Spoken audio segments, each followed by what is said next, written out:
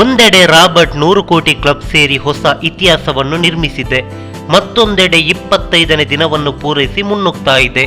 ಈ ಮಧ್ಯೆ ರಾಬರ್ಟ್ ಗೋವಾದ ಸಿಂಗಲ್ ಸ್ಕ್ರೀನ್ ಚಿತ್ರಮಂದಿರದಲ್ಲಿ ಅಬ್ಬರಿಸುತ್ತಿದ್ದು ಹೊಸ ಕ್ರೇಜ್ಗೆ ಸಾಕ್ಷಿಯಾಗಿದೆ.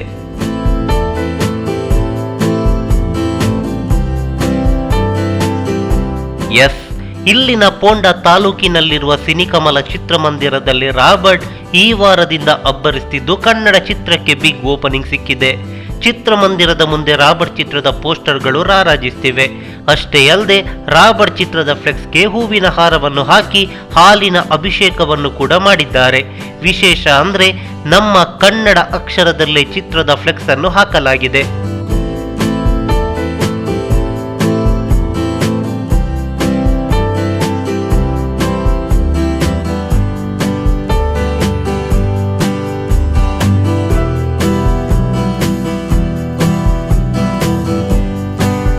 ಪ್ರಸ್ತುತ ದಿನಗಳಲ್ಲಿ ನಮ್ಮ ಕನ್ನಡ ಚಿತ್ರಗಳು ಪರರಾಜ್ಯದಲ್ಲಿ ಕೇವಲ ಮಲ್ಟಿಸ್ಕ್ರೀನ್ಗಳಿಗಷ್ಟೇ ಸೀಮಿತವಾಗಿದೆ.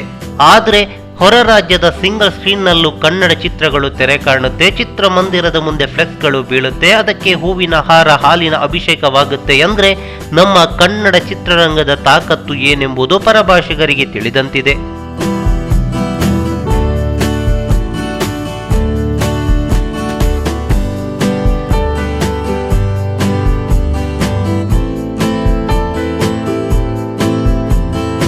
ಈ ಮಾಹಿತಿ ನಿಮಗೆ ಇಷ್ಟವಾಗಿದ್ರೆ ಲೈಕ್ ಮಾಡಿ, ಶೇರ್ ಮಾಡಿ, ಹಾಗೆ ನಿಮ್ಮ ಅನಿಸಿಕೆ ಅಭಿಪ್ರಾಯಗಳನ್ನು ಕಾಮೆಂಟ್ ಬಾಕ್ಸ್ ನಲ್ಲಿ ಬರೆಯಿರಿ. ನೀವು ನಮ್ಮ ಕೋಸ್ಟಲ್ ಕನ್ನಡ ಯೂಟ್ಯೂಬ್ ಚಾನಲ್ಗೆ ಸಬ್ಸ್ಕ್ರೈಬ್ ಆಗಿಲ್ಲ ಅಂದ್ರೆ ದಯವಿಟ್ಟು ತಕ್ಷಣವೇ ಸಬ್ಸ್ಕ್ರೈಬ್ ಬಟನ್ಗೆ ಕ್ಲಿಕ್ ಮಾಡಿ. ಹಾಗೆ ನಮ್ಮ ಪ್ರತಿ ಅಪ್ಡೇಟ್ಸ್ಗಳನ್ನ ಶೀಘ್ರದಲ್ಲೇ ತಿಳಿಯಲು ಪಕ್ಕದಲ್ಲಿರೋ ಬೆಲ್ ಐಕಾನ್ಗೆ ಕ್ಲಿಕ್ ಮಾಡಿ.